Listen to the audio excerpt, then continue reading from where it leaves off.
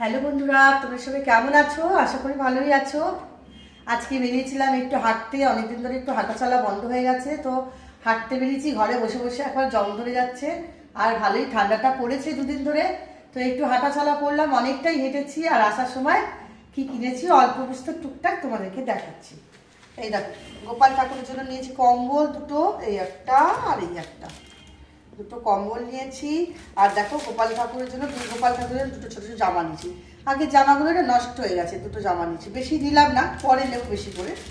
আর এখানে নিয়েছি দুটো অমৃতি আমার জন্য, আর একটা গোপাল ঠাকুরের জন্য একটা লাড্ডু। আর এখানে নিয়েছি, কাছে দেখাও, রসমালাই। এইটা আমার মেয়ে আর ছেলে খাবে।